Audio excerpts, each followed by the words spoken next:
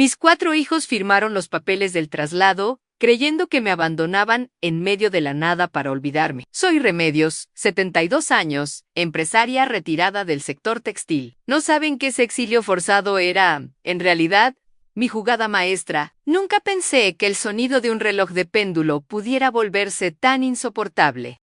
Ese tic-tac rítmico, grave y constante que resonaba en el vestíbulo de mi casa siempre había sido para mí un sinónimo de orden, de que el tiempo fluía como debía. Mi esposo, que en paz descanse, me lo regaló hace 40 años cuando cerramos nuestro primer gran contrato de exportación de telas. Pero esta noche, sentada en la cabecera de la mesa de caoba que tantas cenas familiares había presenciado, el sonido del tiempo se sentía como una cuenta regresiva. O quizás, como el martillo de un juez dictando sentencia, frente a mí estaban ellos, mis 4 hijos, mis orgullos, como solía decirles cuando eran pequeños, y me traían dibujos mal hechos de la escuela. Ahora, esos dibujos se habían transformado en miradas esquivas, manos sudorosas y documentos legales apilados sobre el mantel de lino. Roberto, el mayo R, se aflojaba el nudo de la corbata, como si le faltara el aire, aunque la casa estaba perfectamente climatizada. Claudia, la que siempre presumió de ser la más sensible, no dejaba de revisar su teléfono celular, evitando a toda costa mirarme a los ojos.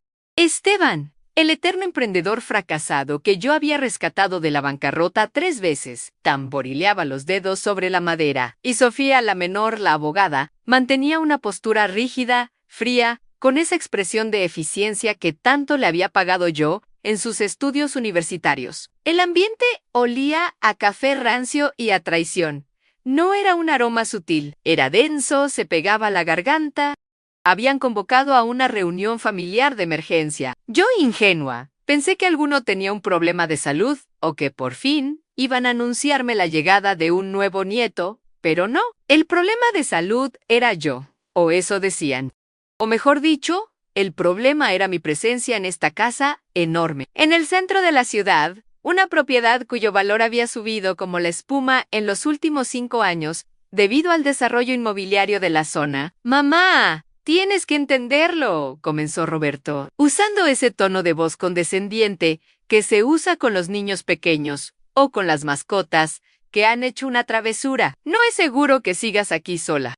La casa es demasiado grande. Hay muchas escaleras. El barrio ha cambiado. El barrio sigue igual, Roberto. El que ha cambiado eres tú, que necesitas liquidez para pagar tus deudas de juego, pensé, pero no lo dije. Mi lengua permaneció quieta detrás de mis dientes. Aprendí en los negocios que quien habla primero, pierde. Me limité a sorber un poco de agua de mi copa, mirándolos uno por uno.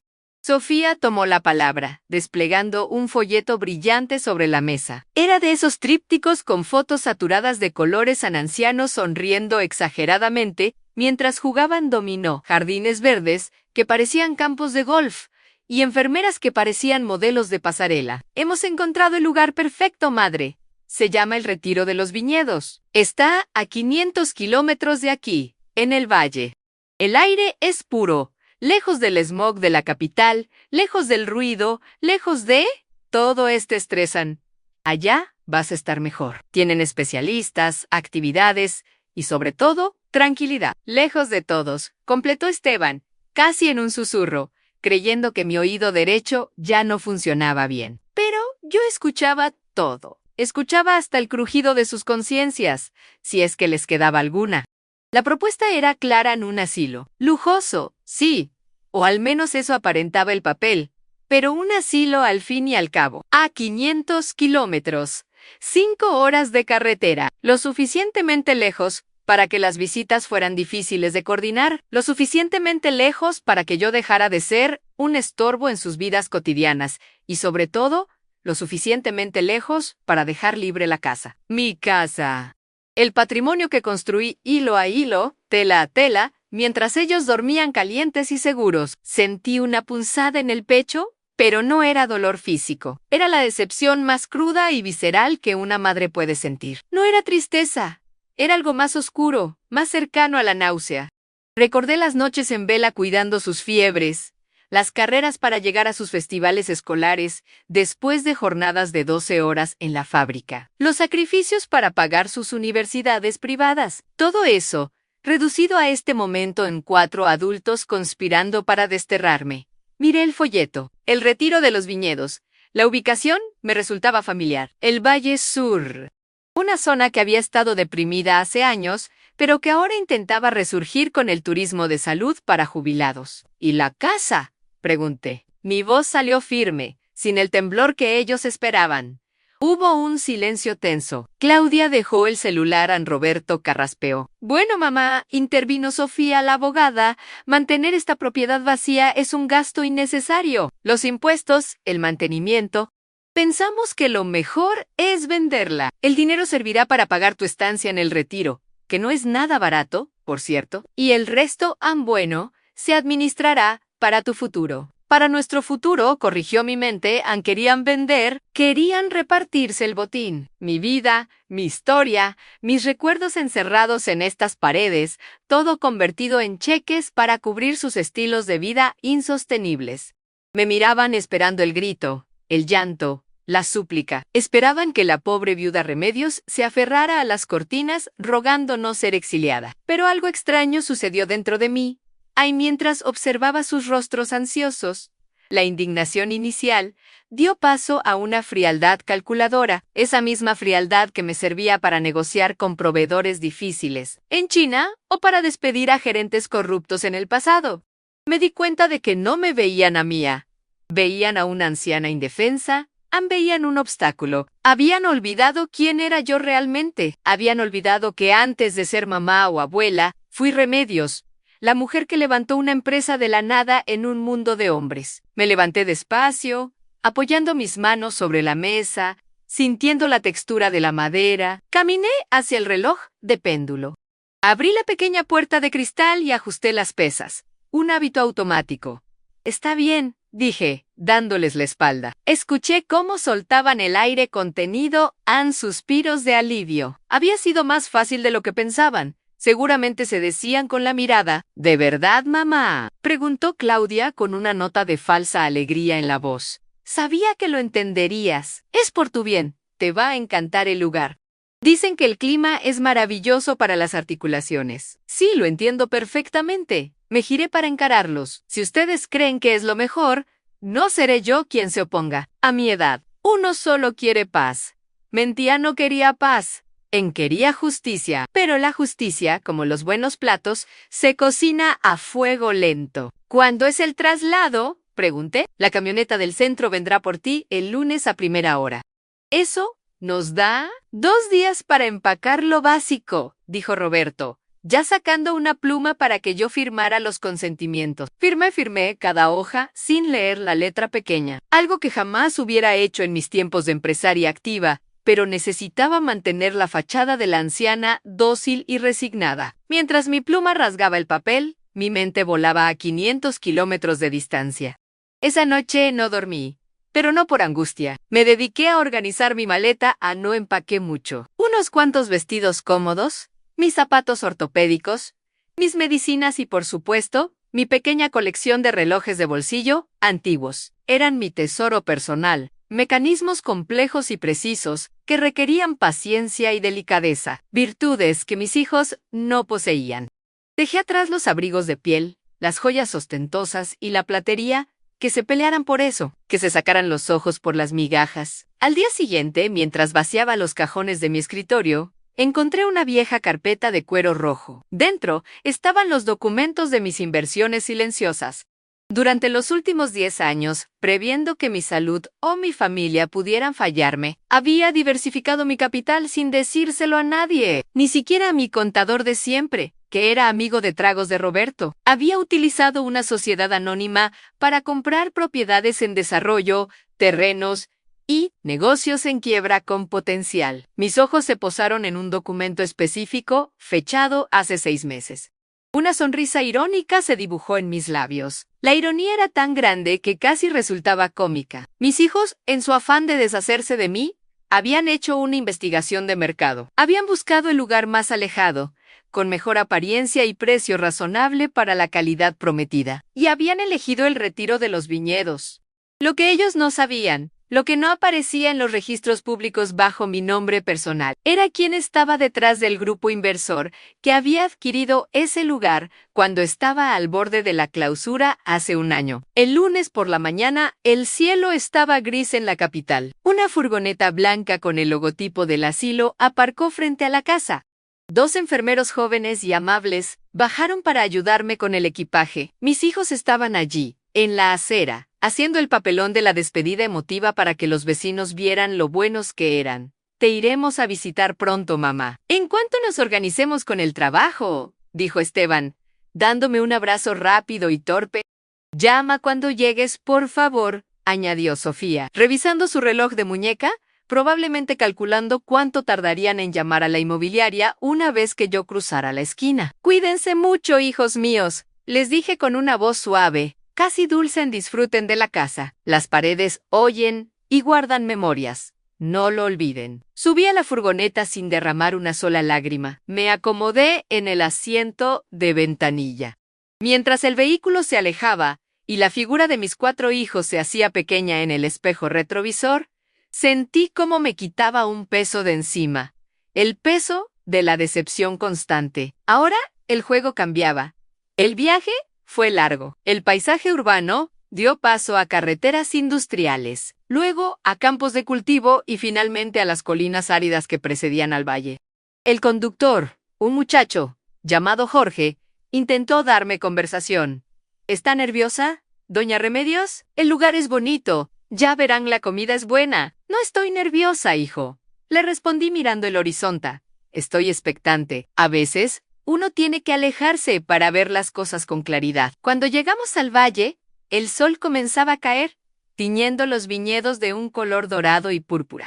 La residencia era, en efecto, imponente. Una antigua hacienda remodelada, con arcos de piedra y jardines extensos. Parecía un hotel de 5 estrellas, pero el silencio que lo rodeaba era sepulcral. Era un lugar donde la gente venía a esperar el final, aparcados por familias que ya no tenían tiempo para ellos. La furgoneta se detuvo en la entrada principal. La directora del centro, una mujer llamada Matilde, salió a recibirnos. Yo la conocía, aunque ella no me conocía a mí solo, conocía mi nombre en una lista de ingresos y la firma de mis hijos en los cheques. Había leído sus informes mensuales, esos que enviaba a la junta directiva anónima. Sabía que era eficiente, pero dura, que ahorraba en la calidad de los alimentos para cuadrar los balances y que la rotación del personal era alta porque pagaba mal. Bajé del vehículo con ayuda de mi bastón, no porque lo necesitara realmente, sino porque era parte de mi disfraz. Bienvenida, señora Remedios, dijo Matilde, con una sonrisa profesional, de esas que no llegan a los ojos. Esperamos que se sienta como en casa. Sus hijos nos han encargado que la cuidemos mucho. Estoy segura de que así será, respondí, devolviéndole la sonrisa con una intensidad que la hizo parpadear un instante. Confundida, me condujeron a mi habitación. Era pequeña, limpia, impersonal, una cama individual, una mesita de noche, un armario empotrado y una ventana con vista al jardín trasero. Dejé mi maleta sobre la cama y me acerqué a la ventana. Desde allí podía ver todo el complejo en el ala norte, donde estaban los pacientes más delicados, el comedor central, las oficinas administrativas. Saqué de mi bolso uno de mis relojes de bolsillo, una pieza de plata de 1920. Le di cuerda lentamente, escuchando el clic-clic del mecanismo. Mis hijos creían que me habían encerrado en una jaula dorada a 500 kilómetros de mi poder. Pensaban que yo sería una residente más, la número 47 en la lista, esperando la visita semestral y la llamada de cumpleaños. Creían que el control de mi vida había pasado a sus manos en el momento en que la furgoneta arrancó. Pobres ilusos. Me senté en el borde de la cama y alicé la falda de mi vestido. Mañana empezaría la verdadera auditoría. No necesitaba mis libros de contabilidad ni mi computadora por ahora. Solo necesitaba mis ojos y mis oídos. Iba a vivir la experiencia del cliente en carne propia. Iba a ver cada grieta, cada fallo, cada maltrato sutil que mis reportes financieros no mostraban. Y cuando mis hijos vinieran en 6 meses, esperando encontrarme deteriorada y agradecida por sus migajas, se llevarían la sorpresa de sus vidas. El reloj en mi mano marcó la hora en punto. El juego había comenzado, y esta vez, las reglas las ponía yo. Apagué la luz de la mesita de noche, sumiendo la habitación en la penumbra, y por primera vez en meses, sonreí con la tranquilidad de quien sabe que tiene el as bajo la manga. El silencio del valle no me asustaba, era el silencio antes de la tormenta que yo misma desataría. La primera semana en el retiro de los viñedos me enseñó más sobre la naturaleza humana que 40 años dirigiendo una fábrica con 500 empleados. Mi investigación comenzó en el lugar más honesto de cualquier institución, el plato de comida. Según los folletos que Sofía me leyó con tanto entusiasmo, el menú estaba diseñado por un nutricionista y preparado por un chef. La realidad, servida en una bandeja de plástico color beige a las 8 de la mañana, era una avena grumosa que sabía a agua de grifo y un café tan diluido que podías ver el fondo de la taza. No dije nada. Me comí la avena con la obediencia de quien ha perdido la voluntad, mientras mis ojos escaneaban el comedor. Había unas 30 mesas. Manteles de hule que imitaban tela fina, flores de plástico acumulando polvo en los centros y sillas que rechinaban pidiendo aceite. Observé a los enfermeros. Eran pocos, muy pocos, para la cantidad de residentes. Corrían de un lado a otro con esa expresión de agobio que conozco bien. Es la cara del empleado mal pagado que hace el trabajo de 3. Matilde, la directora, paseaba por el salón como una generala pasando revista, pero sus ojos no miraban a las personas, miraban los relojes, calculaba tiempos, no bienestar. Cuando pasó junto a mi mesa, detuvo su marcha y puso una mano sobre mi hombro. Su tacto era frío. ¿Cómo está nuestra nueva residente?, preguntó con esa voz chillona y falsa. ¿Disfrutando del desayuno gourmet, doña Remedios? ¿Está? Tibio, gracias, murmuré, bajando la cabeza para ocultar el brillo de astucia en mis ojos. ¡Qué bueno! Aquí las cuidamos como reinas, dijo, y siguió su camino sin esperar respuesta. Esa misma tarde, inicié mi auditoría silenciosa. Mi bastón se convirtió en mi herramienta principal, no para sostenerme, sino para tantear. Golpeaba suavemente los zócalos de madera en los pasillos anguecos, carcomidos por la humedad. Me sentaba en los bancos del jardín, aparentemente dormitando bajo el sol, pero en realidad observaba la puerta de servicio. Ahí fue donde descubrí la primera gran grieta en su administración. A las 3 de la tarde, una camioneta gris y vieja entró por la parte trasera. No llevaba el logotipo de Alimentos Premium del Valle, la empresa con la que mi grupo inversor tenía un contrato exclusivo y costoso.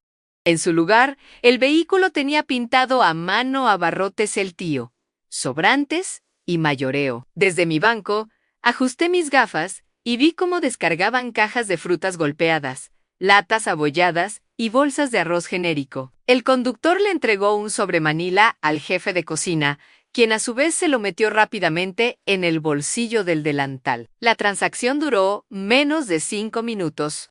Sentí una llamarada de ira en el estómago, pero la convertí en combustible. Estaban facturando a mi empresa insumos de primera calidad, cobrando miles de pesos mensuales por residente, y nos estaban alimentando con sobras de mercado. La diferencia, evidentemente, iba a parar a los bolsillos de Matilde y sus cómplices.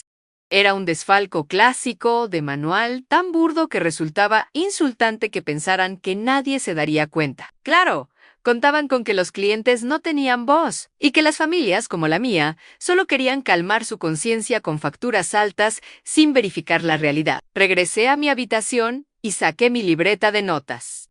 No era una libreta cualquiera. La escondía dentro de una funda de almohada que yo misma había cosido con un doble fondo. Allí, con mi letra pequeña y angulosa, anoté: Día 4, proveedores fraudulentos. Desvío de fondos en cocina. Personal insuficiente. Hachiu, 1 y 15. Durante las siguientes semanas, la sensación de ser subestimada se convirtió en mi capa protectora. Es curioso cómo la sociedad decide volverte invisible cuando cumples cierta edad. Dejas de ser una persona con historia, con carácter, con deseos, y te conviertes en un bulto tierno al que hay que hablarle despacio. Vamos, abuelita, levante el piecito, me decía una de las enfermeras más jóvenes, una chica llamada Brenda, que se pasaba el turno enviando mensajes de texto. Abuelita. Odiaba esa palabra en boca de extraños. Yo no era su abuelita. Yo era Remedios, la mujer que había negociado tratados comerciales con textileras en la India sin saber una palabra de inglés, solo con la fuerza de mi presencia y una calculadora. Había sobrevivido a crisis económicas, devaluaciones y a la viudez. Y ahora, esta niña que no sabía ni limpiarse la nariz me trataba como si mi cerebro se hubiera licuado. Sin embargo, entendí que esa invisibilidad era mi mayor ventaja. Nadie sospecha de la anciana que teje en la esquina. Nadie baja la voz cuando habla por teléfono cerca de la viejita sorda de la habitación 12. Me volví una experta en el arte de parecer frágil. Caminaba más lento de lo necesario. A veces, fingía no encontrar mis propias gafas aunque las tuviera puestas. Esto provocaba risitas condescendientes entre el personal, pero también hacía que bajaran la guardia. La nueva Doña Remedios. Es inofensiva, pero está medio ida. Escuché decir a Matilde en su oficina un día que dejé la puerta entreabierta a propósito. No va a dar problemas a sus hijos, ni llaman. El cheque llega puntual. Eso es lo que importa. Sonreí para mis adentros mientras pasaba la aspiradora mental por sus palabras. Medio ida, perfecto, pero no todo era actuación. Había momentos, en la soledad de la noche, donde el peso de la realidad me golpeaba. Miraba las fotos de mis nietos que había puesto en la mesita de noche. ¿Sabrían ellos dónde estaba? ¿Les habrían dicho sus padres que la abuela se fue a un lugar bonito a descansar? ¿O les habrían dicho la verdad aunque la abuela estorbaba? Una noche, encontré a don Anselmo, un profesor de literatura jubilado, llorando en la sala de televisión. Estaba intentando usar el teléfono público del pasillo, pero no funcionaba. No tiene línea, Remedios, me dijo con voz quebrada. Quería llamar a mi hija por su cumpleaños. Matilde dijo que lo arreglarían el mes pasado. Me acerqué y vi el cable. Estaba cortado intencionalmente detrás del mueble. No era una avería. Era aislamiento programado. Querían evitar que los residentes se quejaran con sus familias. No se preocupe, Anselmo, le dije, poniendo mi mano sobre la suya, esta vez con calidez genuina. Ya verá que pronto se arregla todo.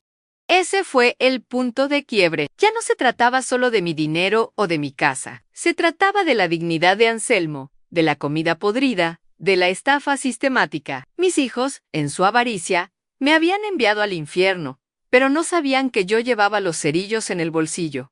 Necesitaba dar el siguiente paso. La observación había terminado. Era hora de la acción estratégica.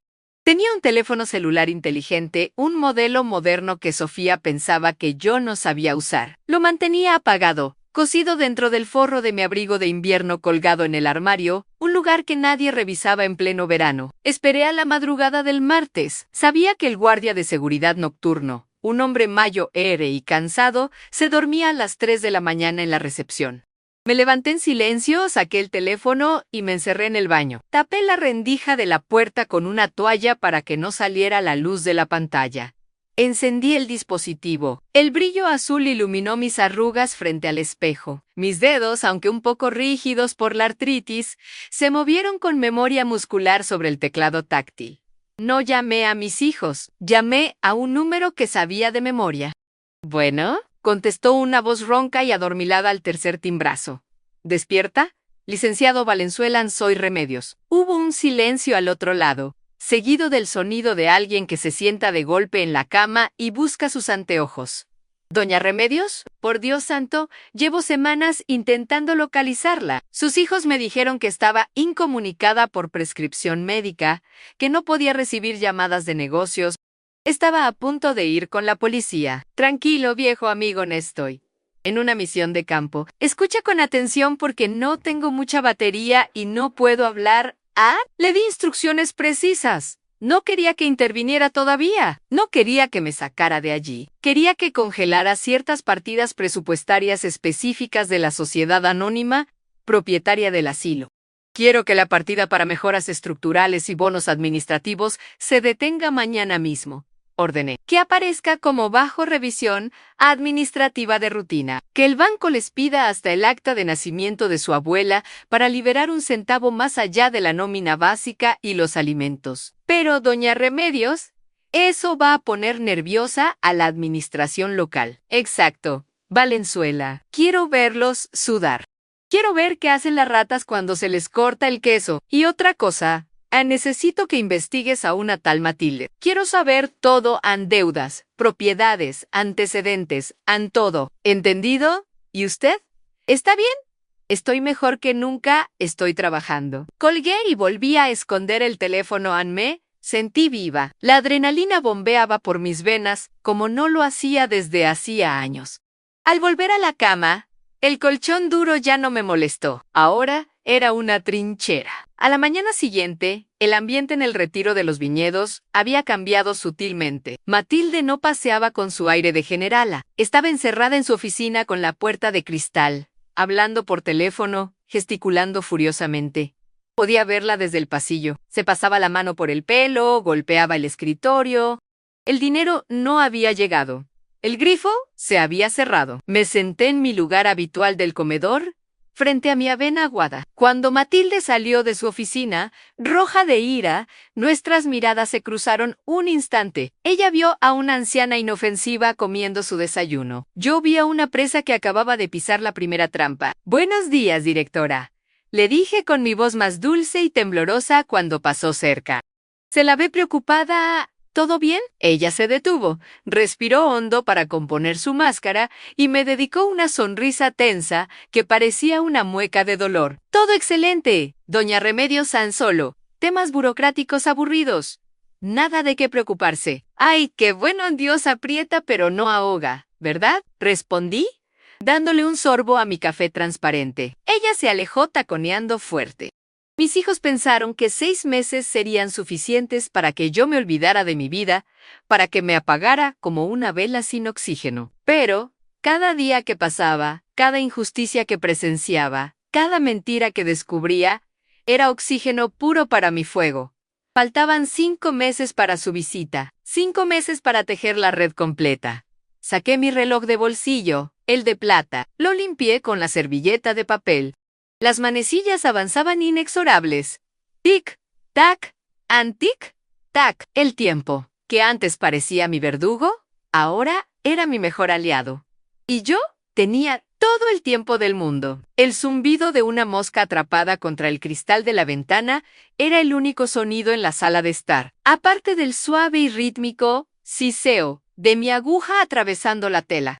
Llevaba 2 horas sentada en mi sillón habitual, con la espalda recta y la vista fija en el dobladillo descosido del uniforme de Brenda. La muchacha, que al principio me miraba con desconfianza, ahora se dejaba hacer, parada frente a mí como una nieta regañada pero agradecida. «No se mueva tanto, chamaca, que la voy a picar», murmuré sin levantar la vista. «Es que me da pena, doña Remedios.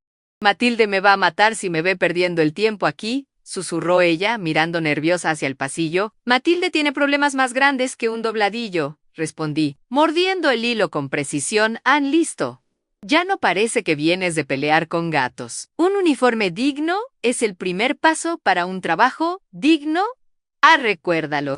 Brenda se alisó la filipina azul, que ahora le ajustaba perfectamente en la cintura gracias a las pinzas invisibles que le había hecho en 5 minutos. Me miró y por primera vez vi respeto en sus ojos cansados. No el respeto condescendiente que se le tiene a los viejos, sino el respeto que se le tiene a quien sabe hacer algo mejor que tú. «Gracias».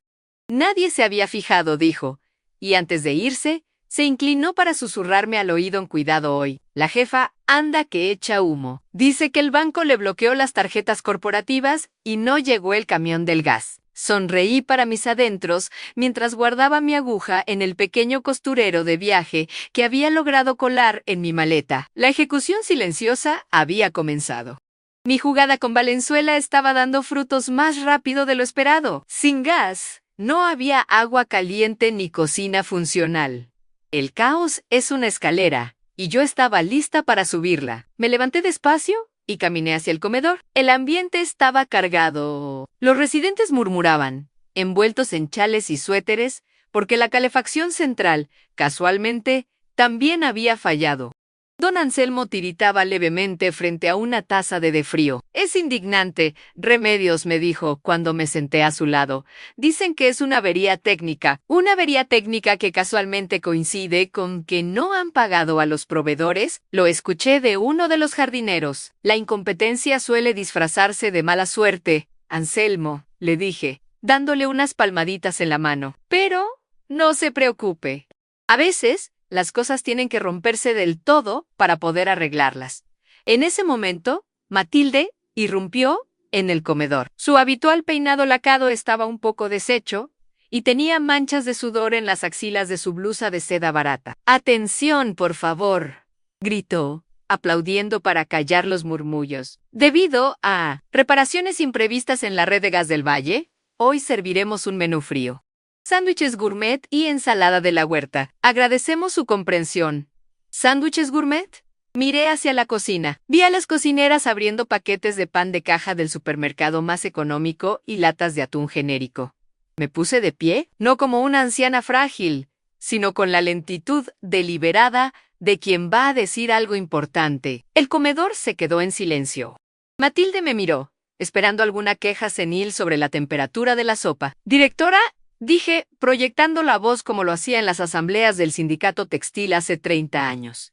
«Entiendo lo de la red de gas, pero es curioso. Hace 10 minutos vi pasar el camión de la compañía de gas por la carretera principal. Se detuvo en la finca vecina. Parece que la avería es muy localizada exclusivamente en nuestra tubería de entrada, o quizás en la de facturación». Matilde palideció. Los residentes se giraron hacia ella. Había sembrado la duda con un dato técnico y una observación precisa. No era una queja emocional. Era un jaque lógico. Usted no sabe de lo que habla, doña Remedios. Siéntese, por favor», balbuceó, intentando recuperar el control. «Solo comento lo que ven mis ojos, querida. A veces, la vista cansada ve más claro que la vista ambiciosa», respondí, y me senté con una calma que la desquició visiblemente. Esa tarde, el ambiente en el retiro de los viñedos cambió. Los residentes, envalentonados por mi pequeña intervención, empezaron a exigir. Don Anselmo pidió ver el termostato. La señora Clara, una viuda de carácter fuerte que solía estar sedada la mayor parte del día, rechazó el sándwich de atún, exigiendo ver la fecha de caducidad de la mayonesa. Yo me mantuve al margen, observando desde mi esquina, tejiendo una bufanda que no tenía intención de terminar. Mi objetivo no era liderar una revuelta abierta, no todavía. Mi objetivo era que Matilde sintiera que las paredes se cerraban sobre ella, y funcionó. La vi encerrarse en su oficina, haciendo llamadas frenéticas. Aproveché su distracción para ejecutar la segunda fase de mi plan. Necesitaba acceso a la habitación prohibida. Había notado que al final del pasillo administrativo había una puerta sin letrero, que siempre estaba cerrada con llave. Las enfermeras decían que era el archivo muerto, pero mi instinto de empresaria me decía que ahí se guardaba lo que no querían que los auditores vieran. Esperé al cambio de turno de las 6 de la tarde. El caos administrativo tenía distraído al personal. Me deslicé por el pasillo con mis zapatos de suela de goma, silenciosa como un fantasma. Al llegar a la puerta, saqué una de mis herramientas más preciadas en un juego de ganzúas disfrazadas de limas de uñas. Mi esposo me había enseñado a usarlas cuando perdimos las llaves de la primera bodega. Una mujer debe saber abrir sus propias puertas. Remedios, solía decir. El mecanismo se dio con UN por clic suave. Entré y cerré tras de mí, encendiendo la linterna de mi celular. El cuarto olía a humedad y papel viejo. No era un archivo muerto. Era un almacén de lo robado, cajas apiladas hasta el techo. Me acerqué a una y la abrí. Estaba llena de medicamentos de marca, carísimos, que se suponía debían ser administrados a los residentes. En su lugar, a nosotros nos daban genéricos o placebos. Y Matilde seguramente revendía estos en el mercado negro. En otra caja encontré objetos personales. Relojes, anillos, marcos de plata, las cosas de los residentes que habían fallecido o que, según Matilde, se habían perdido en la lavandería. Sentí una punzada de asco tan fuerte que tuve que apoyarme en la estantería. Esto no era solo fraude financiero, era rapiña. Era robarle a los muertos y a los olvidados. Saqué mi teléfono y tomé fotos de todo. De los lotes de medicinas, de las joyas etiquetadas con nombres que ya no estaban entre nosotros, de las cajas de suministros de limpieza industrial que nunca se usaban. De repente, escuché pasos en el pasillo a voces. N, o sé qué pasa, Carlos. El sistema no me deja acceder a las cuentas de nómina. Dice usuario restringido por auditoría externa. Nunca habíamos tenido una auditoría externa sin aviso. Era Matilde. Y se acercaba a la puerta. Apagué la linterna y me escondí detrás de una pila de cajas de pañales para adultos. Mi corazón latía con fuerza, no por miedo, sino por la tensión del momento. La puerta se abrió y la luz del pasillo dibujó la silueta de la directora y de un hombre corpulento, el jefe de mantenimiento. ¿Y si escondemos esto en el sótano?, preguntó el hombre. No hay tiempo. Si la auditoría es real, revisarán todo. Necesito que saques las cajas de medicamentos esta noche. Usa la camioneta vieja, y la vieja esa, la Remedios Anme, da mala espina. Anda husmeando mucho. Es una vieja senil que se cree importante porque le arregló el uniforme a la estúpida de Brenda. No te preocupes por ella. Preocúpate por el dinero. Si no pago el soborno al inspector sanitario local mañana, nos cierran. Y mis cuentas están congeladas. Entonces, vende los anillos a los de la caja 3. El de zafiro debería cubrirlo. Salieron y cerraron la puerta con llave. Esperé 10 minutos, contando los segundos con la precisión de mis relojes. Cuando estuve segura de que se habían ido, salí. Esa noche, no volví a mi habitación inmediatamente, Ann. Fui a la enfermería. Brenda estaba de guardia, con los ojos rojos de llorar. ¿Qué pasa, niña?, pregunté, acercándome con mi bastón. La directora me acusó de robar unas toallas. Dice que me lo va a descontar del sueldo. Y yo no fui, doña Remedios. Se lo juro. Apenas me alcanza para el pasaje, la ira que sentía se transformó en una determinación fría y cortante. Matilde estaba acorralada y mordía a los más débiles. Era el momento de apretar la tuerca. No llores. No te van a descontar nada, le dije con voz firme. Escúchame bien. Mañana, cuando venga el proveedor de la carne, quiero que le digas que la directora no está y que tú tienes que firmar el recibo. Pero antes de firmar, quiero que revises el peso en la báscula. Pero siempre firmamos lo que traen, sin pesar. Es la orden. Mañana las órdenes cambian. Tú pesa la carne. Y si el chofer se pone bravo, le dices que hay una nueva socia observando. No digas quién, solo di eso. Brenda me miró. Confundida pero esperanzada, Ana sintió. Al día siguiente, la tensión era palpable. Matilde corría de un lado a otro intentando vender las joyas robadas discretamente. Pero mis fotos ya estaban en el correo electrónico encriptado de Valenzuela, junto con una orden precisa a bloquear cualquier transacción de venta de activos en casas de empeño locales asociadas al nombre de Matilde o sus familiares. Valenzuela era rápido. Para el mediodía, Matilde había regresado con las manos vacías y el rostro descompuesto.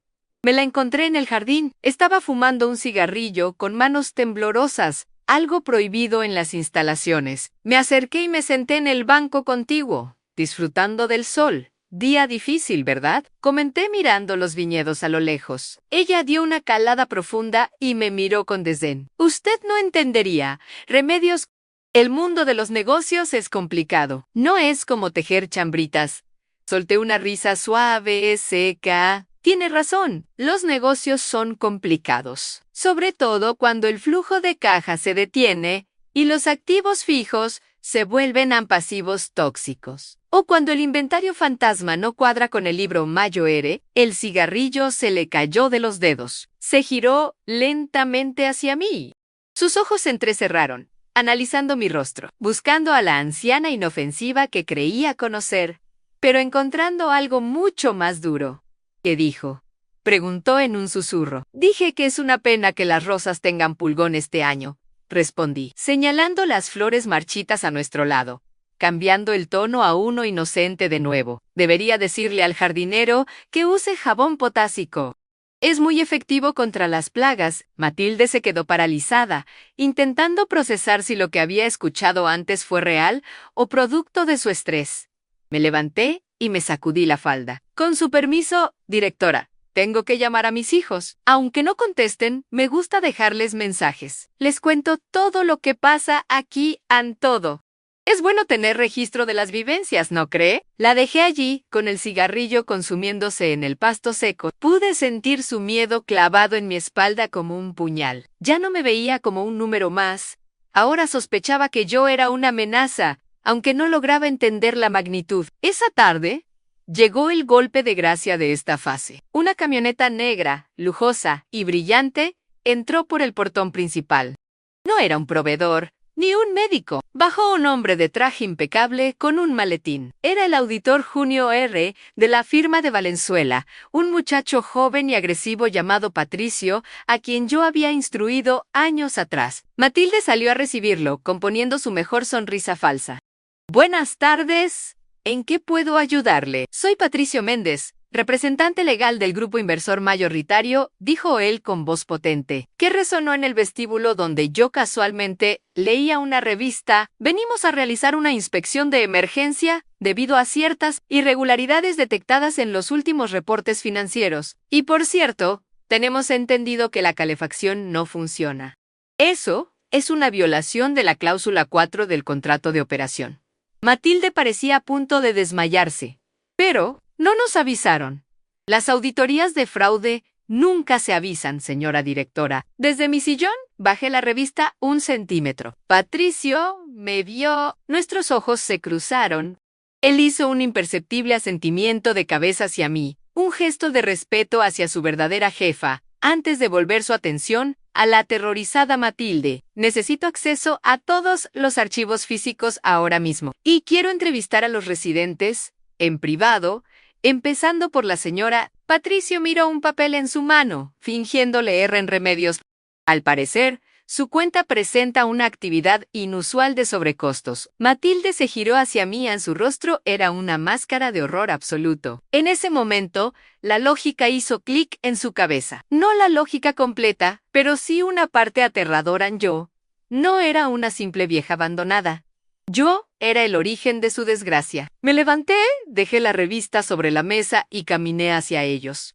El sonido de mi bastón contra el suelo de baldosas resonó como los pasos de un juez entrando en la corte. Estoy a su disposición, joven, dije con una sonrisa tranquila. Tengo mucho que contarle. Sobre los sándwiches, sobre las medicinas y sobre los anillos de zafiro. Matilde intentó hablar, pero no le salió la voz.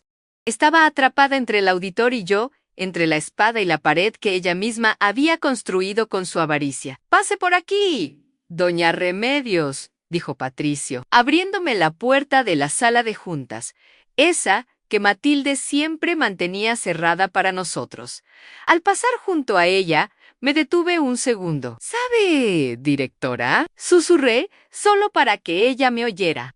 En el negocio textil, aprendí una regla de oro: si tiras de un hilo suelto con la fuerza suficiente, hasta el tapiz más elaborado se deshace por completo. Entré en la sala y la puerta se cerró en su cara, dejándola fuera de su propio reino. El silencio del otro lado fue delicioso. Mis hijos me habían enviado aquí para que me pudriera en el olvido, creyendo que me quitaban el poder. No sabían que el poder no reside en las firmas ni en los edificios, sino en la capacidad de esperar el momento exacto para dar la estocada. Me senté en la cabecera de la mesa de juntas, el mismo lugar que me correspondía por derecho. Patricio abrió su maletín y sacó los documentos reales, los que mostraban mi nombre como dueña mayoritaria de la sociedad anónima. ¿Procedemos, señora Remedios?, preguntó. Procedemos, Patricio. Pero despacio, quiero que sufra, quiero que cada centavo robado le cueste una gota de sudor frío. ¿Y sobre mis hijos tuviste noticias? Sí, señora. Roberto llamó a la oficina ayer. Preguntó si ya se había vendido su casa. Parece que tiene prisa. Sonreí, una sonrisa que no llegó a mis ojos. Perfecto. Que siga teniendo prisa. La desesperación hace que la gente cometa errores, y yo estaré allí para cobrárselos todos. El juego había dejado de ser una defensa para convertirse en un ataque, y la presa ya estaba en la jaula. El sonido de la trituradora de papel se atascó, emitiendo un gemido agónico que resonó en la oficina de la dirección como un animal herido. Matilde golpeaba la máquina con el puño cerrado, presa del pánico, intentando forzar un fajo de facturas falsas por la ranura. Yo la observaba desde el marco de la puerta, apoyada en mi bastón, con la misma calma con la que solía inspeccionar las líneas de producción cuando una máquina se rompía. Patricio, mi auditor, estaba sentado en el escritorio principal, el escritorio de ella, revisando la computadora con una eficiencia gélida. No servirá de nada, Matilde, dije suavemente. Mi voz hizo que saltara en su lugar, tirando al suelo el pisapapeles de mármol que tanto le gustaba ostentar. Las copias digitales ya están en la nube desde hace 3 días. Ese ruido que hace la máquina es solo la banda sonora de tu desesperación. Matilde se giró, con el rostro bañado en un sudor frío que le corría el maquillaje. Sus ojos iban de mí a Patricio, buscando una salida, una excusa, una mentira que pudiera salvarla. Usted no puede estar aquí. Es una residente. Salga inmediatamente o llamaré a seguridad, gritó, aunque su voz temblaba. Seguridad está ocupada, señora directora, respondió Patricio sin levantar la vista de la pantalla. El señor Ramírez, el guardia nocturno, está confesando en este momento a la policía local sobre la venta de gasolina robada de los vehículos de la institución. Creo que le conviene sentarse. Verla derrumbarse en la silla de visitas, esa silla dura y sin cojines donde solía sentar a los familiares para pedirles donaciones extra, fue el primer sorbo de una bebida amarga pero necesaria, pero el plato fuerte aún no había llegado. Miré mi reloj de pulsera, un Cartier discreto que había sacado de mi caja fuerte personal esa misma mañana. Faltaban 10 minutos. Había convocado a mis hijos. Les dije a través de Patricio, haciéndose pasar por un administrador interino, que mi salud había decaído drásticamente y que era urgente resolver los asuntos legales antes de que yo perdiera la conciencia. Sabía que vendrían volando, no por amor, sino por la prisa de vender mi casa antes de que los trámites de una herencia complicaran todo. El sonido de un claxon insistente en la entrada anunció su llegada. Me acerqué a la ventana. Allí estaba la camioneta SUV de Roberto, estacionada en doble fila, ocupando el lugar reservado para las ambulancias. Bajaron los 4 en Roberto, Claudia, Esteban y Sofía, vestían de negro y gris, como si ya vinieran a un funeral, con gafas oscuras y esa actitud de superioridad que da el dinero que no se ha trabajado. Patricio, que pasen a la sala de juntas, ordené, alisándome la chaqueta de mi traje sastre. Ya no llevaba el vestido de abuelita sumisa. Hoy vestía mi armadura un traje de lino color marfil, impecable, y mis perlas verdaderas. Caminé hacia la sala de conferencias. Al pasar por el pasillo, los enfermeros y residentes se apartaban, no por miedo, sino por una mezcla de confusión y respeto. Habían notado el cambio. La viejita Remedios caminaba erguida, daba órdenes y el hombre del traje caro la obedecía. Me senté en la cabecera de la larga mesa de caoba. A mi derecha, Patricio colocó 3 carpetas gruesas. A mi izquierda, dejé el espacio vacío. Matilde fue escoltada a la sala por un agente de seguridad privada que yo había contratado. Se sentó en una esquina, lloriqueando en silencio, hecha un ovillo. La puerta se abrió de golpe. Mis 4 hijos entraron como una tromba, trayendo consigo el olor a ciudad, a estrés y a codicia. Exigimos ver al director ahora mismo, bramó Roberto, quitándose las gafas de sol. Nos dijeron que mi madre estaba grave. ¿Dónde está? Tenemos los papeles de la notaría listos para... Se cayó en seco al verme. No estaba en una cama de hospital, conectada a tubos.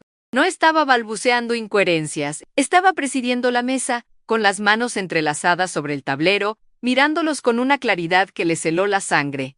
Hola, hijos, dije. Mi tono no era maternal. Era el tono que usaba en las negociaciones hostiles. Mamá. Claudia dio un paso al frente, confundida, con el bolso de marca colgando del brazo. Pero, nos dijeron que estabas muriendo. Mira cómo estás vestida. ¿Qué es todo esto? ¿Por qué nos hacen venir hasta este lugar horrible con mentiras? Siéntense, ordené. No fue una invitación, Anne. Fue un comando. Esteban, siempre el más nervioso, miró a Matilde llorando en la esquina y luego a Patricio. ¿Quién es este tipo? ¿Y qué le pasa a la directora? ¡Mamá! ¡Vámonos! Claramente este lugar es un manicomio. Firma los poderes aquí mismo y te llevamos a otro sitio. Sacó una carpeta azul y una pluma Montblanc. La empujó sobre la mesa hacia mí. con esa impaciencia de quien tiene deudas de juego que pagar antes del viernes. La casa ya tiene comprador. Mamá, intervino Sofía, con su voz de abogada conciliadora pero falsa. Una desarrolladora ofrece pagar en efectivo. Solo necesitamos tu firma para liberarte de esa carga. ¿Es por tu bien? Tomé la pluma que Esteban me ofrecía. La giré entre mis dedos, sintiendo el peso del metal. Ellos contuvieron el aliento, con los ojos clavados en mi mano, viendo cómo sus problemas financieros estaban a punto de resolverse con un garabato de tinta. Es curioso, dije, dejando la pluma sobre la mesa sin abrirla. Hace 6 meses, me sentaron en mi propio comedor para decirme que era una carga, que estaba vieja, que ya no entendía el mundo. Me enviaron aquí para olvidarme. No digas eso, mamá, fue por tu salud, empezó Roberto. Silencio. Golpeé la mesa con la palma abierta. El sonido seco resonó como un disparo. No he terminado. Me enviaron aquí pensando que era un depósito de ancianos. Un lugar donde la gente viene a esperar la muerte mientras sus hijos se reparten el botín. Pero cometieron un error de cálculo fundamental. Miré a Patricio y asentí. Él abrió la primera carpeta. Ustedes no leyeron la letra pequeña del contrato de ingreso. Continué, poniéndome de pie lentamente. Si lo hubieran hecho, habrían notado el nombre de la empresa matriz propietaria de El Retiro de los Viñedos. Sofía frunció el ceño y agarró el documento que Patricio le deslizó. Sus ojos de abogada escanearon el papel y, de repente, se abrieron desmesuradamente. Su rostro perdió todo color, volviéndose tan pálido como mi traje. No, no puede ser, susurró, dejando caer el papel. Grupo Inmobiliario y Textil Erangy Sociedad Anónima de Sisi. Anónima de Sisi. Remedios Guzmán. Un silencio sepulcral cayó sobre la sala. Roberto miró a Sofía, luego a mí, sin comprender del todo. ¿Qué significa esto?, preguntó Esteban, con la voz quebrada. Significa inútiles, dije saboreando cada sílabo, que no me enviaron a un asilo cualquiera. Me enviaron a por MU, asilo. Soy la dueña de este edificio, de los terrenos, de los viñedos y de la empresa que opera el servicio. Compré este lugar hace un año a través de una sociedad anónima porque vi una oportunidad de negocio. Ustedes, en su infinita pereza, me trajeron a mi propia casa. La mandíbula de Roberto cayó. Claudia se llevó la mano a la boca. Pero a mamá, tú estabas retirada. El dinero, balbuceó Claudia. El dinero nunca duerme, hija. Yo sí, pero mi dinero no. Mientras ustedes gastaban lo que yo les daba, yo seguía invirtiendo. Y ahora, hablemos de esa casa que tanto quieren vender. Hice una señal a Patricio. Él abrió la segunda carpeta y proyectó una imagen en la pantalla de la pared. Era un estado de cuenta bancario, pero no el mío. Roberto, leí en voz alta. Deuda de juego en 2 millones de pesos. Hipoteca sobre tu propia casa vencida hace 3 meses. Esteban han 3 emprendimientos fallidos financiados con préstamos de usureros que ahora te buscan. Claudia, tu marido te dejó y te canceló las tarjetas. Necesitas liquidez para mantener las apariencias en el club social Anitú. Sofía, la miré con decepción profunda. Desfalco en el bufete donde eres socia. Necesitas cubrir el hueco antes de la auditoría anual. Se quedaron petrificados en desnudos. Les había arrancado las máscaras de hijos preocupados y había dejado expuesta su verdadera naturaleza, parásitos desesperados. Eso es privado. Es ilegal que tengas esa información, gritó Sofía, levantándose, roja de ira. Soy tu madre, y tengo los mejores investigadores del país en mi nómina, respondí con frialdad. Iban a vender mi casa, mi santuario, para tapar sus agujeros. No para mi cuidado. No para mi futuro. Para salvarse ustedes mismos de su propia incompetencia. Mamá, por favor, tienes que entender. Estamos desesperados. Lloró Claudia, ahora sí con lágrimas reales, las lágrimas del miedo a la pobreza. Si no vendemos la casa, lo perdemos todo. Ya lo han perdido todo, dije, volviendo a sentarme con la majestad de una reina dictando sentencia. La casa no se vende.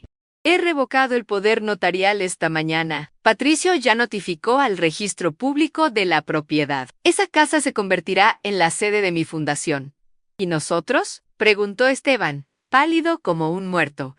Ustedes tienen 2 manos y 2 pies. Les sugiero que empiecen a usarlos para trabajar. Se acabó el grifo, hijos míos. Se cerró para siempre. En ese momento, la puerta se abrió de nuevo. 2 oficiales de policía entraron, acompañados por el jefe de seguridad. «¿Señora Matilde Obregón?», preguntó uno de los oficiales.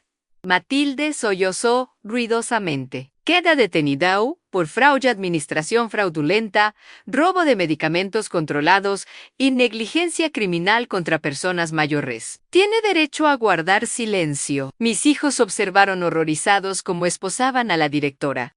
La realidad de la situación les golpeó como un mazo. No solo no iban a obtener el dinero de la casa, sino que su madre, la anciana que creían senil y descartable, acababa de ejecutar una operación de limpieza corporativa y familiar sin despeinarse. «Mamá, no puedes hacernos esto», suplicó Roberto, acercándose a mí, intentando tomar mi mano. Retiré la mano como si él tuviera una enfermedad contagiosa. «Ustedes me hicieron esto a mí, Roberto. Me tiraron aquí como un mueble viejo. La diferencia es que el mueble resultó ser el dueño de la mueblería. Ahora, lárguense de mi propiedad. Tienen 5 minutos antes de que pida a los oficiales que los escolten afuera por invasión de propiedad privada». «Pero somos tus hijos», gritó Sofía. «Y yo soy Remedios Guzmán. Y tengo mucho trabajo que hacer para limpiar el desastre que esta mujer dejó en mi empresa. No tengo tiempo para visitas sociales». Se quedaron parados allí, incrédulos, buscando algún rastro de duda en mi rostro.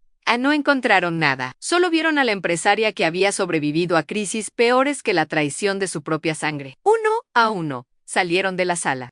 Roberto fue el último, mirándome con una mezcla de odio y un extraño temor reverencial que nunca antes le había visto. Cuando la puerta se cerró tras ellos, el silencio volvió a la sala.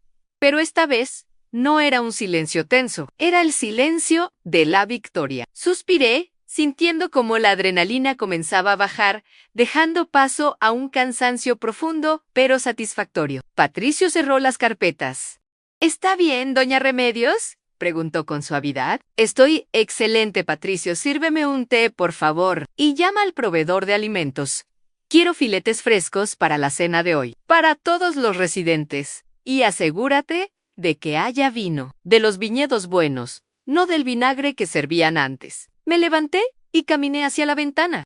Vi cómo la camioneta de mis hijos arrancaba, levantando una nube de polvo, alejándose derrotada por el camino de tierra. Se iban con las manos vacías, pero con una lección que jamás olvidarían. Me giré hacia el interior de la sala. A través del cristal, vi a Brenda, la enfermera, corriendo por el pasillo con una sonrisa, probablemente llevando la noticia de la detención de Matilde a los demás. Esto apenas comenzaba. Había destapado la cloaca, había expulsado a las ratas, pero ahora venía la parte más difícil y hermosa en reconstruir. Tenía 72 años, una empresa rescatada del borde del abismo y, por primera vez en mucho tiempo, un propósito que era completamente mío. Saqué mi reloj de bolsillo acariciando la plata fría. El tic-tac sonaba fuerte, rítmico, vivo. Ya no era una cuenta regresiva hacia el final. Era el latido de un nuevo comienzo. «Patricio», dije mientras él me entregaba la taza de té humeante, «trae los planos arquitectónicos. Creo que esa pared de la recepción estorba. Necesitamos más luz». La verdadera dueña había llegado para quedarse, y el retiro de los viñedos estaba a punto de conocer el significado real de la palabra calidad. Mis hijos creyeron que me enterraban, pero olvidaron que yo era semilla. El polvo de yeso flotaba en el aire de la recepción como una neblina dorada bajo la luz de la mañana, pero ya no me molestaba. Al contrario, ese olor a construcción, a pintura fresca y a madera cortada, era el perfume del progreso. Habían pasado 3 meses desde la noche de los cuchillos largos. Como don Anselmo, había bautizado al día en que despedí a Matilde y eché a mis hijos. 3 meses en los que el retiro de los viñedos dejó de ser un almacén de almas olvidadas para convertirse en lo que siempre debió ser, un hogar digno. Caminé por el vestíbulo apoyándome apenas en mi bastón, más por costumbre que por necesidad. La pared que estorbaba ya no existía. Ahora, un ventanal enorme dejaba entrar el sol del valle, iluminando los nuevos sillones de terciopelo azul y las mesas de juego, donde 3 residentes reían ruidosamente, jugando dominó. Ya no había susurros temerosos ni miradas al suelo. El miedo se había ido en la misma patrulla que se llevó a la antigua directora. «Buenos días, doña Remedios», me saludó Brenda, pasando con una bandeja llena de jugos de naranja recién exprimidos. Ya no llevaba aquel uniforme descosido y triste. Ahora vestía un conjunto clínico color lavanda, impecable, y llevaba una identificación que decía jefa de enfermería. «Buenos días, hija. ¿Cómo amaneció?» «La señora Clara», pregunté, deteniéndome a ajustar un cuadro en la pared. «Mucho mejor». Desde que el nuevo doctor ajustó sus medicamentos y le quitó esos sedantes que le daban para mantenerla dormida, está irreconocible. Hoy pidió salir al jardín a ver las rosas. Sonreí. Esa era la verdadera ganancia. No los números en mis cuentas bancarias, que seguían creciendo gracias a una administración honesta, sino ver cómo la vida volvía a los ojos de mi gente. Porque eso eran ahora mi gente. No clientes, no pacientes, a mi tribu. Me dirigí a mi oficina, la que antes ocupaba Matilde. Había mandado quemar sus muebles pretenciosos y había instalado mi viejo escritorio de caoba, traído desde la ciudad junto con mi colección de relojes. Patricio, mi joven auditor y ahora gerente general, me esperaba con una tablet en la mano y una sonrisa de satisfacción. «Tenemos los reportes trimestrales, remedios». La ocupación ha subido al 90%. La voz se ha corrido. La gente dice que este es el mejor lugar del estado para retirarse. Y lo mejor en los viñedos. La cosecha de este año será histórica. Excelente, Patricio. Y los costos de alimentación se mantienen estables, incluso comprando calidad premium. Es increíble cuánto dinero se robaba la administración anterior inflando precios. Ahora comemos como reyes por la mitad del presupuesto. Asentí, tomando asiento. Pero había un tema pendiente. Una carpeta delgada que Patricio había dejado discretamente a un lado. La carpeta de Asuntos Externos. ¿Y ellos?, pregunté, sin necesidad de decir nombres. Patricio suspiró y se sentó frente a mí. Roberto vendió su camioneta la semana pasada.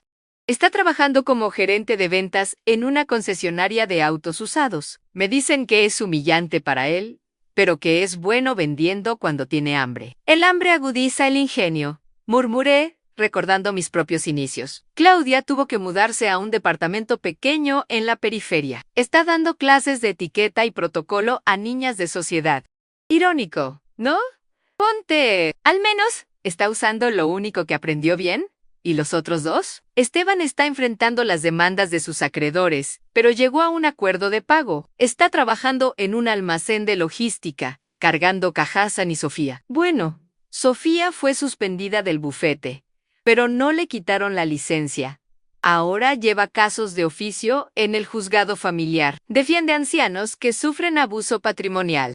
Solté una carcajada seca, breve. La vida tenía un sentido del humor retorcido y maravilloso. Parece que por fin están madurando, Patricio. Les tomó 40 años y perder la herencia. Pero están aprendiendo que el dinero no cae de los árboles ni de la cartera de mamá. Han llamado. Remedios a los 4, preguntan si pueden venir a verte. No para pedir dinero, dicen. Solo para hablar. Miré por la ventana hacia las hileras de vides que se extendían hasta las montañas. El verde intenso de las hojas contrastaba con la tierra oscura. «Diles que no», respondí con calma, «todavía no. El vino necesita tiempo para fermentar, y el arrepentimiento también. Si los dejo entrar ahora, volverán a las viejas mañas. Que suden un poco más, aunque aprendan lo que cuesta ganarse el derecho a sentarse a mi mesa. Quizás en Navidad, quizás». Patricio asintió, respetando mi decisión. Sabía que no era crueldad, sino la lección final de una madre que amó demasiado y corrigió muy tarde. Salí al jardín. El aire fresco del valle me llenó los pulmones. Caminé hacia el área de la pérgola, donde habíamos instalado una pequeña biblioteca al aire libre. Allí estaba don Anselmo, rodeado de un grupo de residentes, leyendo en voz alta un pasaje de El Quijote. Su voz, antes temblorosa, ahora sonaba potente, teatral. Había recuperado su dignidad de maestro. «Ladran, Sancho», señal que cabalgamos, leía con pasión. Al verme, detuvo la lectura y todos voltearon. Hubo un silencio respetuoso. seguido de sonrisas genuinas. No me veían como la dueña rica y distante. Me veían como la libertadora, la mujer que había llegado con una maleta y un plan, y había convertido su prisión en un palacio. Me senté en un banco apartado, sacando mi reloj de bolsillo de plata. El mecanismo funcionaba a la perfección. Tic, tac, tic, tac. Pensé en mi casa de la ciudad, esa mansión enorme y vacía que mis hijos querían vender para pagar sus vicios. Ya no era mía. La había donado a una fundación que daba becas a mujeres mayores que querían emprender negocios. Fundación Remedios Guzmán, a nunca es tarde. Me contaron que el vestíbulo, donde antes resonaba mi soledad, ahora estaba lleno de máquinas de coser y computadoras, lleno de ruido, de vida, de mujeres tejiendo sus propios destinos como yo lo hice alguna vez. Me sentía ligera. Había soltado el lastre de ser la madre proveedora para convertirme en la mujer que siempre fui, pero que había quedado sepultada bajo capas de deberes familiares y expectativas sociales. Una sombra se proyectó sobre mis manos. Era Brenda. Doña Remedios, el chef pregunta si para la cena de inauguración de la nueva terraza quiere el menú francés o el tradicional. La miré a los ojos. Esos ojos jóvenes que habían visto tanta injusticia y que ahora brillaban con propósito. Tradicional, Brenda, mole poblano, han bien hecho, con chocolate de verdad y muchas especias, y vino de nuestra primera reserva. Vamos a celebrar que estamos vivos y que somos libres. ¿Entendido, jefa?, dijo ella, y se fue casi corriendo de alegría. Me quedé sola de nuevo, pero ya no sentía soledad, sentía plenitud. Mis hijos creyeron que me enviaban al exilio, a un lugar para estar mejor, lejos de todos, y tenían razón. Estoy mejor. Estoy lejos de su toxicidad, lejos de la ciudad gris, lejos de la mujer sumisa que ellos creían que yo era. Aquí, entre los viñedos y las montañas, descubrí que la vejez no es el final del libro. Es simplemente un capítulo nuevo, y en mi caso, es el capítulo donde la protagonista deja de sufrir y empieza a mandar. Guardé el reloj en mi bolsillo. Ya no necesitaba mirar la hora con angustia. El tiempo ya no se me escapaba. Ahora me pertenecía. Cada minuto era una victoria. Cada amanecer en el valle era un recordatorio de que la justicia existe, solo que a veces hay que darle un empujoncito con un poco de astucia y capital. Miré hacia el horizonte, donde el sol comenzaba a teñir el cielo de naranja y violeta. Levanté una copa imaginaria hacia la nada, o quizás hacia el destino. Salud, remedios, me dije a mí misma. Te costó 72 años, pero por fin llegaste a casa. El sonido de la campana del comedor sonó a lo lejos, llamando a cenar. No era una campana de orden, era una invitación. Me levanté, sacudí las migajas imaginarias de mi falda y caminé hacia mi nueva familia. La cena estaba servida, y yo tenía mucha hambre de futuro.